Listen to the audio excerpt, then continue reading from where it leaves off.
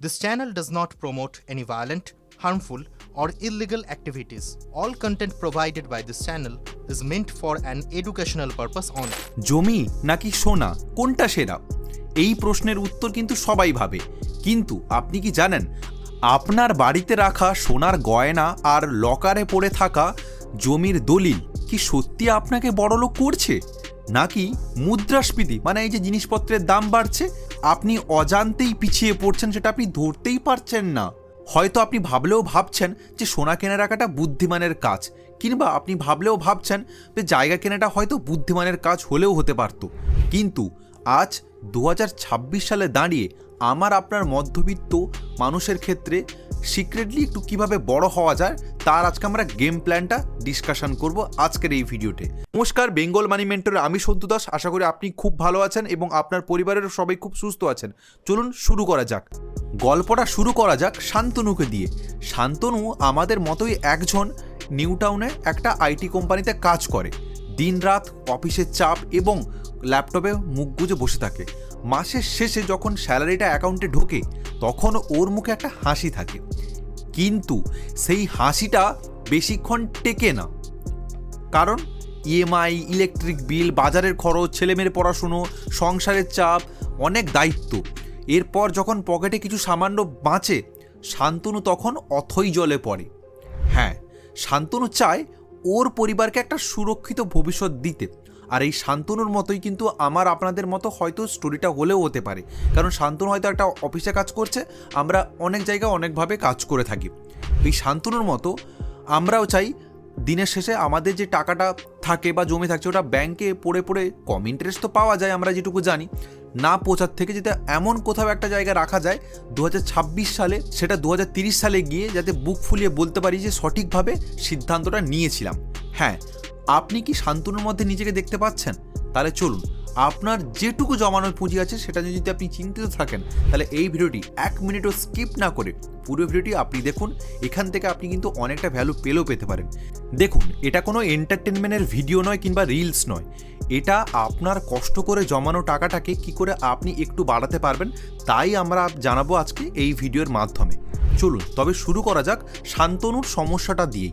হ্যাঁ, শান্তনুর সমস্যাটা শুরু হয় ওর চারপাশের মানুষের থেকে উপদেশ নিতে গিয়ে। কারণ ওর বাবা বলেছে যে যাই করিস বাবু একটা মাথার উপর ছাদ রাখিস, বা ওর মা বলেছে যে সোনা কিনে রাখ, ওটা বিপদের বন্ধু। আর ইন্টারনেট খুললেই তো ইউটিউবে অনেকজন অনেক ধরনের কথা বলছে। কেউ বলছে স্টক মার্কেট ভালো, বা আবার কেউ বলছে ক্রিপ্টো। এবারে আসল সমস্যাটা হলো টাইম ট্রাভেল। আমরা বর্তমান যে সালটায় আছি সেটা হলো 2026, কিন্তু আমাদের মগজ বা মাথাটা চলছে 1980 সালের। হ্যাঁ, কারণ 1980 সালে আপনার যদি বয়স হয়ে থাকে বা আপনি যদি সেই বয়সের হয়ে থাকেন, কিংবা আপনার বাবা যদি ওই বয়সের হয়ে থাকে, 100 টাকা থাকা মানে তখন অনেকটাই বড় ব্যাপার ছিল। কারণ আমার দাদু কিংবা দিদারা একটাই মন্ত্র বলে গেছেন, আমি শুনেছি, বাড়ি আর সোনা তখনকার জন্য একটা আসল সম্পদ। কারণ তখন জমির দাম ছিল 5,000 টাকা বিঘা। হ্যাঁ, আর সোনার ভরি ছিল 3,000 টাকার কাছাকাছি। আজ সেই একই জমির দাম 50 লাখের কাছাকাছিও ছাড়িয়েছে, আরও বেশি হলেও হতে পারে। আবার এই সোনার দাম আজকে কি দাম আপনি নিশ্চয়ই জানেন, 1,30,000-এর ওপরে হলেও হয়েছে, বা আরও বেশি হতে পারে। কিন্তু আপনি হয়তো ভাবছেন তাহলে তো জমি কেনাই সেরা। ঠিক আছে, এখানেই আমরা ভুলটা করি। কারণ আমরা শুধু টাকার অঙ্কটাই বাড়তে দেখি, কিন্তু টাকার ক্ষমতা বা ইনফ্লেশন দেখি না। কারণ আজকে যে একটা জিনিসের দাম সেটা কিন্তু 2000 সালে 1 ছিল না, বা 1980 সালে 1 ছিল না, আরও কম ছিল, বা সামনে 2030 সালে কিন্তু 1 থাকবে না। এটা আপনাকে মাথায় রাখতে হবে। আর আজকের এই ভিডিওতে আমরা ওই জিনিসটাই আপনাকে দেখাবো, একটা থার্ড আই বা তৃতীয় চোখ, যা আপনাকে একটা আর্থিক ভবিষ্যতের জন্য একটা পরিষ্কার রাস্তা দেখাতে পারে। এটা কোনো রকম আপনাকে ব্যক্তিগত ফাইন্যান্সিয়াল অ্যাডভাইজার নয়, এটা আমি সম্পূর্ণ ভিডিওটা এডুকেশন পারপাসেই বানাচ্ছি। এবার চলুন, আমি ব্যক্তিগতভাবে বলতে পারি বা আমিও বুঝি যে কষ্টের টাকা ইনভেস্টমেন্ট বা কোথাও বিনিয়োগ করার একটা ভয় মনে কাজ করলেও করতে পারে প্রত্যেকের, যে সবাই ভাবে টাকা ডুববে না তো, বা টাকাটা থাকবে তো। এই কয়েকটা মিনিট একটা আমি আপনাকে জিনিস দেখাবো সেটা কিন্তু আপনাকে 3টি স্তরভাবে আমি আপনাকে ভালো করে বোঝানোর চেষ্টা করব। 1 নম্বর, দ্য গ্রেট গোল্ড স্ক্যাম। হ্যাঁ, সোনা কি সত্যি বন্ধু নাকি একটা লস প্রজেক্ট, সেটা আপনি বুঝতে পারবেন। আর 2 নম্বর হচ্ছে কি, দ্য ল্যান্ড লট মিট, মানে জমি কি আজও কি সেই সোনার ডিম পাড়া হাঁস। আর 3 নম্বরটা কি, দ্য আলটিমেট সলিউশন, মানে এখন দাঁড়িয়ে 2026-এ যে কি করলেও করাটা উচিত একটা মানুষের, সাধারণ যারা স্যালারি পান বা কোনো একটা অফিসে কিংবা কোনো একটা জায়গায় কোম্পানিতে কাজ করেন, তাদের জন্য কি রাস্তাটা ভালো হলেও হতে পারে। প্রথমেই জানি সেটা হচ্ছে কি, 1 নম্বর, সোনার খাঁজ। মানে হ্যাঁ, বাঙালি আর সোনা এ যেন উত্তম সুচিত্রা জুটি, তাই না? বিয়ে হোক বা অন্নপ্রাশন কিংবা কোনো গিফট হিসেবে আমরা সোনা ছাড়া আমাদের ঠিক জমে না। দাদু বলতেন বিপদের বন্ধু সোনা, কথাটা 100% সত্যি। রাত 3টের সময় হাসপাতালের খরচ বা ব্যবসায় লস, সোনা থাকলে আপনি চট জলদি করে লিকুইড ক্যাশ পেলেও পেতে পারেন। কিন্তু আপনি কি সোনাটা বিনিয়োগের জন্য বানিয়েছেন না শখের জন্য মা কিংবা দিদি কিংবা স্ত্রীকে করে দিয়েছেন? এটা কিন্তু একটু ভাবনার ব্যাপার, ওটাকেই আমরা একটু ভালো করে বিশ্লেষণ করে চলুন। ধরুন আপনি 1 লক্ষ টাকা সোনার গয়না কিনলেও কিনতে পারেন, ওকে।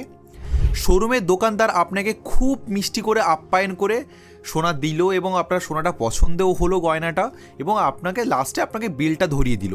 কিন্তু সেই বিলে ভালো করে নজর দিয়েছেন, সোনার আসল দামের সাথে যোগ হয়েছে কি, 2টো জিনিস, মেকিং চার্জ বা মজুরি এবং সঙ্গে তার উপর জিএসটি। হ্যাঁ, রেজাল্ট, আপনি 1 লাখ টাকা দিলেন ঠিকই, কিন্তু আপনার হাতের যে সোনাটার কাঁচা বাজার মূল্য হয়তো 85,000 টাকার কাছাকাছি। ঠিক আছে, এটা হলেও হতে পারে। অর্থাৎ শোরুমের এসি থেকে বেরোনোর আগেই আপনার 15,000 টাকার কাছাকাছি কিন্তু থাকলো না। হ্যাঁ, এটা কারণ, এটা দেখুন 5 বছর পর, মানে ধরুন আজকে আপনি 2026 সাল, আপনি 2031 সালের যখন 5 বছর পর এই সোনাটা নিয়ে একই দোকানে যাবেন, পরিচিত দোকানদার আর মিষ্টি হাসবে না, সে আতশ কাঁচ দিয়ে বলবে, দেখুন দাদা বা বৌদি, ডিজাইনটা অনেক পুরনো, একে গলাতে হবে, খাদ আছে আর মেকিং চার্জ একটু লাগতে পারে। শেষমেশ দেখা যাবে 5 বছরের যে সোনার দাম বাড়লেও আপনার হাতে যে রিটার্নটা এলো তা বাজারের সাধারণ এফডি থেকেও কম। সোনা আপনাকে বড়লোক করবে না, সোনা শুধু আপনার টাকার মান ধরে রাখে। 1950 সালে 1 ভরি সোনা দিয়ে 2 মাসের থেকেও 3 মাস সংসার চলতো। হ্যাঁ, কারণ তখন জিনিসপত্রের দাম যেমন ছিল সোনার দামটাও ঠিক তেমন ছিল। আর এখন 2026 সালে 1 ভরি সোনা দিয়েও 2 মাস থেকে 3 মাস ঠিক করে সংসার চলবেন, সেটাও কিন্তু ভাবনার বিষয় আছে। কারণ এখন কিন্তু জিনিসপত্রের দাম কিন্তু সেইভাবে নেই, একেই বলা হচ্ছে ইনফ্লেশন। আপনার সম্পদ কিন্তু 1 ইঞ্চি বাড়েনি। হ্যাঁ, এবারে আপনি ভাববেন তাহলে কি করা যায়, সেটাও বলছি একটু পরে। তার আগে জেনে নিন আর একটা ব্যাপার, যেটা হচ্ছে কি আমাদের দ্বিতীয় হিরো এই ভিডিওর, জমি। হ্যাঁ, মাটি কখনো বেইমানি করে না, এই কথাটা তো আপনি নিশ্চয়ই শুনেছেন কারোর মুখে, ঠিক আছে, বা আপনি জানেন। কিন্তু 2026 সালে গেমটা একটু পাল্টে গেছে। চলুন একটা উদাহরণ দিয়ে বোঝার চেষ্টা করি। অঞ্জনবাবুর গল্পটা শুনুন, ঠিক আছে। উনি রিটায়ারমেন্টের সব টাকা, প্রায় 50 লাখের কাছে হলেও হতে পারে, একটা কলকাতার উপর একটা ফ্ল্যাট কিনেছিলেন এবং ভেবেছিলেন কি ভাড়া দেবেন। ঠিক আছে, বাস্তবটা কি হলো, 50 লাখের কাছাকাছি টাকার যে ফ্ল্যাটটা হলেও হতে পারে, ওটা উনি ভাড়া পেলেন প্রায় 10,000 টাকার কাছাকাছি। মেনটেনেন্স আর ট্যাক্স বাবদ বছরে হাতে থাকলো মাত্র 90,000 টাকা। এবারে ক্যালকুলেশন করে আপনি একটু বের করুন, 1.8% রিটার্ন। এর চেয়ে তো সেভিংস অ্যাকাউন্ট ভালো ছিল, তাই না? আর একটা কথা আপনি জানেন যে ফ্ল্যাট মানে ডেপ্রিসিয়েশন ভ্যালু, তার উপরে আবার আছে কি লিকুইডিটি ট্র্যাপ। কেন বললাম এটা? দেখুন, অঞ্জনবাবুর স্ত্রী হঠাৎ অপারেশনের দরকার হলো, কারণ দেখুন অসুখ কখনো কি হবে বা বিপদ কখন কি হবে কেউ তো বলে আসে না, ঠিক হলেও হতে পারে এটা। তখন 10 লাখ টাকা দরকার, হসপিটাল বলেছে। অঞ্জনবাবু কি ফ্ল্যাটের বারান্দাটা কেটে বিক্রি করে দেবেন? না, কখনোই সম্ভব হবে না, পুরো ফ্ল্যাটটা বেচতে হবে। আর ফ্ল্যাট বেচা কি চারটিখানি কথা? হয় না, সঙ্গে সঙ্গে কখনোই সম্ভব হয় না, কারণ দালাল ধরতে হয়, বায়ার খুঁজতে হয়, ততদিনে আরও বিপদ বাড়তে পারে, কারণ ইমার্জেন্সি ফান্ড হিসেবে তো টাকা লাগবে না ওখানে। তো এইখানে আপনাদের একটা এখানে জিনিস ভাবনার আছে। এছাড়া অনেকেই ভাবেন যে জমি কিনবো। দেখুন, জমি কিন্তু ভালো জায়গায় পাওয়া কিন্তু অনেক কষ্টের ব্যাপার। আর যদি ভালো জায়গায় পায়ও সেটা কিন্তু কোটি টাকার কাছাকাছি জায়গার দামও এসে যায়। সাথে আপনি পাবেন দুটো জিনিস, কি বলুন তো, কেউ জমি আপনার দখল করলেও করতে পারে যদি আপনি প্রাচীন না করেন, কিংবা আপনার একটা চাপ থাকে যে জমিটাকে আপনাকে রক্ষণাবেক্ষণ একটু দেখতে হবে। ঠিক আছে, যারা মধ্যবিত্ত তাদের পক্ষে কি সম্ভব এত টাকা দিয়ে জায়গা কেনা? সম্ভব না হলেও হতে পারে। তো ওদের জন্য ফ্ল্যাটই মানুষ অনেকজন দেখেন। এই ফ্ল্যাট কিংবা জমি কিন্তু ইএমআইয়ের উপর ভরসা করে যারা কিনেন তারা কিন্তু অনেকটাই চাপে পড়লেও পড়তে পারেন। তাহলে এখন কি করা উচিত একজন সাধারণ মানুষ হিসেবে? দেখুন, তাহলে উপায় হচ্ছে ফাইন্যান্সিয়াল লিটারেসি। হ্যাঁ, এই 2026 সালে আমাদের দুটো রাস্তা ব্যবহার করা উচিত, কিন্তু এই দুটো রাস্তা ব্যবহার করার আগে আমাদের করতে হবে কি, আমাদের আমাদের সঞ্চয়ের যেটুকু টাকা ওটাকে কিন্তু এক জায়গায় কোথাও রাখা যাবে না। আমি ধরলাম বা আমি মারলাম, হলেও হতে পারে সোনা ভালো জিনিস, সোনা ভালো রিটার্ন দেয়, ঠিক আছে, আপনি সোনা কিনলেও কিনতে পারেন, সেটা আপনার ব্যক্তিগত ব্যাপার। বা আপনি জমি বা জায়গাতে ইনভেস্টমেন্ট করলেও করতে পারেন, সেটা আপনার ব্যক্তিগত ব্যাপার। আমি আপনাকে কখনো অ্যাডভাইস দেব না, কিন্তু আপনি একটা জিনিস ভাববেন, যেটা আমি আপনাকে কিছুক্ষণ আগেই বললাম, যদি আপনি কেনেন তাহলে আপনি ডাইভার্সিফাই করে রাখবেন, এক জায়গায় সব টাকা রাখবেন না। কারণ যদি আপনি টাকাটাকে ছড়িয়ে রাখেন তাহলে আপনার কিন্তু অনেকটা আপনি সেফ থাকতে পারবেন। যেমন আপনি সোনার গয়না বা সোনার কয়েন বা সোনার বিস্কুট কিনছেন, ঠিক একইভাবে ডিজিটালভাবেও সোনা কেনা যায়। সেটা কীভাবে? তানিক্স কিংবা সেনকো কিংবা কল্যাণ জুয়েলার্স থেকেও এখানে ডিজিটালভাবে আপনি অনলাইনের মাধ্যমেই সোনা কিনলেও কিনতে পারেন। ঠিক আছে, সেটা আপনার ব্যক্তিগত ব্যাপার। এছাড়াও গোল্ড ইটিএফ এর মাধ্যমে সোনা কেনা যায়। গোল্ড ইটিএফ অনেকগুলো সেক্টরের আছে, সেই ব্যাপারে যদি আপনি জানতে চান আমার এই চ্যানেলে এই ভিডিওটা আছে, আপনি দেখতে পারেন। সমস্ত কিছু খুব ভালো করে বলেছি। 100 টাকাতেও গোল্ড ইটিএফ কিনলেও কেনা যায়। ঠিক আছে, এবারে এই ব্যাপারটা যদি আপনি জানতে চান আরও বিশদভাবে, আমি আপনাকে গাইড করে দেবো। শুধু আপনি কমেন্টে লিখুন গোল্ড ইটিএফ, আমি বাংলাতে একটা সুন্দর করে আর্টিকেল আপনাকে লিখে দেবো। আপনি ওখানে পড়লে আপনি সমস্ত জিনিসটা বুঝতে পারবেন। ঠিক আছে, আমি আপনাকে গোল্ডের ব্যাপারটা বা সোনার ব্যাপারটা বোঝাতে পেরেছি। যদি ফিজিক্যাল কিনতে চান তাহলে এইভাবে আপনি এই রাস্তাটা নিলেও নিতে পারেন, আর যদি আপনি ডিজিটাল কিনতে চান তাহলে আপনি এইভাবেও রাস্তা নিতে পারেন। একটা জিনিস বলতে পারি, ডিজিটাল গোল্ডে কোনো মেকিং চার্জ লাগে না, আর লাগে না কোনো জিএসটি। সেখানে শুধু আপনি যে কিনছেন ওই কেনার একটা আপনাকে মেনটেনেন্স ফিস দিতে হয়। এটাই হচ্ছে অ্যাডভান্টেজ। যখনই আপনার প্রয়োজন তখনই আপনি এটাকে আপনি বিক্রি করে আপনি টাকা পেতে পারেন। ঠিক আছে, তো এটাই হচ্ছে গোল্ডের ব্যাপার। এবারে নেক্সট যেটা হচ্ছে সেটা কি, জমি কিংবা ল্যান্ড। দেখুন, যদি আপনার একটা বড় অ্যামাউন্ট থাকে তাহলে আপনি ল্যান্ড কিনতে পারেন, সেটা সঠিক জায়গায় কেনাটা উচিত। কারণ দেখুন, গোল্ড কিংবা ল্যান্ড হচ্ছে এটা গডস মানি। ঠিক আছে, এগুলোর দাম কিন্তু সময়ের সঙ্গে সঙ্গে বাড়তে থাকে, কিন্তু সঠিক জায়গায় আপনি কিনছেন নাকি সেটা হচ্ছে আসল ব্যাপার। জমি যদি আপনি সঠিক জায়গায় পেয়ে থাকেন তাহলে আপনি সঠিক ন্যায্য দামে, যদি একটা ভালো ডিসকাউন্টে, তাহলে আপনি ওটা দেখলেও দেখতে পারেন, সেটা আপনার ব্যক্তিগত ব্যাপার। ঠিক আছে, এছাড়াও আপনি খুব সস্তাতেও জমি কিনলেও কিনতে পারেন। কিভাবে? REITs রিটসের মাধ্যমে। মানে কি রিটস? মানে রিয়েল এস্টেট ইনভেস্টমেন্ট ট্রাস্টের মাধ্যমে। এবারে আপনি ভাববেন এটা আবার কি জিনিস? দেখুন, 5,000 টাকা দিয়ে কোনো শপিং মল কিংবা আইটি সেক্টরের কোনো জায়গায় যদি আপনি অংশীদার হতে চান, ওখানেই আসে রিটস। কিভাবে? অনেক মানুষ মিলে টাকা দেন আর একটা বড় কোম্পানি সেই টাকাটা দিয়ে একটা বিশাল প্রপার্টি কেনেন। সেখানে গুগল, মাইক্রোসফট কিংবা আমাদের ভারতের যে বড় বড় টাটা বলুন কিংবা রিলায়েন্স বলুন, ওই কোম্পানি সেখানে ভাড়া থাকে। সেই ভাড়ার টাকাটা আপনার অ্যাকাউন্টে ডিভিডেন্ড হিসেবে জমা হয়। কোনো আইনি ঝামেলা নেই, আপনি যখন খুশি এটা শেয়ারের মতোই খানিকটা, এবার এটাকে আপনি এক ক্লিকে বিক্রি করলেও করতে পারেন। দেখুন, রিটস হচ্ছে যারা একটুখানি স্মার্টলি ইনভেস্টমেন্ট করতে চাইছেন তাদের জন্য। যেমন আমি আপনাকে বললাম, এই যে গোল্ড ইটিএফ বা ডিজিটাল গোল্ড, যারা একটু স্মার্টলি ইনভেস্টমেন্ট করতে চাইছেন ওদের জন্য ঠিক একইভাবে রিটসটাও। দেখুন, রিটসের ব্যাপারেও আমি কয়েকদিন আগেই আমি একটা চ্যানেলে ভিডিওস বানিয়েছিলাম, যে এই ভিডিওটা আপনি দেখবেন, এখান থেকে আপনি অনেক জিনিস শিখতে পারবেন। আমি আই বাটনে এবং আমি ডেসক্রিপশনে লিঙ্ক দিয়ে রাখবো। ঠিক আছে, এবারে আপনার মাথায় একটা জিনিসই ঘুরছে, তা হলো আপনি কি করবেন। দেখুন, আমি একটা জিনিস বলতে পারি, কোনো অফিসিয়াল অ্যাডভাইসার নই আমি আপনার।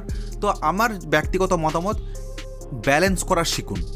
কারণ বাড়ি বা হচ্ছে জায়গা একটা আবেগ, এটাকে ইনভেস্টমেন্ট ভাববেন না। মাথার ওপর ছাদ থাকলে একটা আপনার মানসিক শান্তি আসে, আর সঠিক জায়গায় যদি জমি থাকে তাহলে ভাববেন ওটাকে একটা বিনিয়োগের ব্যাপার।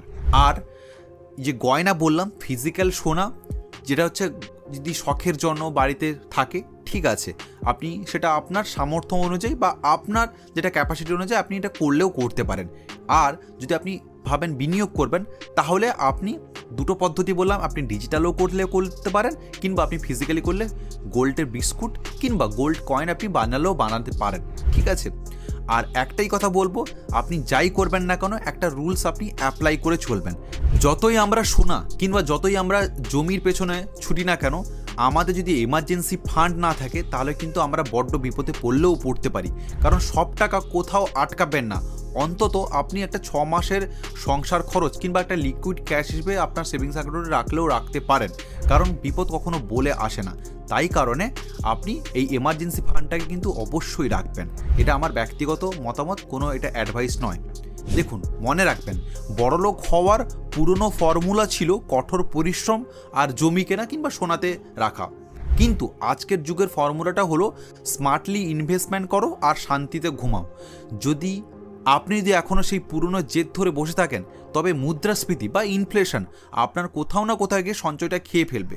কিন্তু আপনি যদি এই নতুন পদ্ধতিগুলো অ্যাপ্লাই করেন, তবে আপনার যেটুকু সঞ্চয় সেটা কিন্তু আপনার জন্য কাজ করবে। হ্যাঁ, এটাই কিন্তু ব্যাপার। তো এই জন্য আপনি কিন্তু সঠিক সিদ্ধান্ত নেবেন একজন ফাইন্যান্সিয়াল অ্যাডভাইসের সঙ্গে কনসাল্ট করে এবং একটু রিসার্চ করে। আমার কাজ হলো আপনাকে এই সিস্টেমস বা জিনিসগুলো জানালো। আর এই বেঙ্গল মানি মেন্টর চ্যানেলের এইটাই হচ্ছে লক্ষ্য, যে আপনাকে যতটা ভাবে গাইড করা যায়। তবে আমি আপনাকে একটা কোশ্চেন করব, আপনার কি মনে হয় এখন দাঁড়িয়ে সোনা নাকি জমি, কোনটা আপনার প্রথম পছন্দ? এই ব্যাপারগুলো আপনার মূল্যবান মতামত আপনি কমেন্ট বক্সে জানান, কারণ আমরা কমেন্ট সববার পড়ি এবং আপনার কমেন্ট থেকে অনেকেই নতুন নতুন জিনিস জানতে পারবে। যদি আপনি সোনা নিয়ে আরও ইন্টারেস্ট হয়ে থাকেন, তাহলে আমি রিসেন্টলি কয়েকদিন আগে সোনা নিয়ে একটা খুব ভালো ধরনের ভিডিও বানিয়েছিলাম, যেখানে আপনি সোনা আপনার সাধ্যের মধ্যে কিনতে পারবেন সরকারি সুরক্ষার মাধ্যমে। এই স্ক্রিনে আমি ভিডিওটা দিয়ে রেখেছি, এটা আপনি দেখতে পারেন।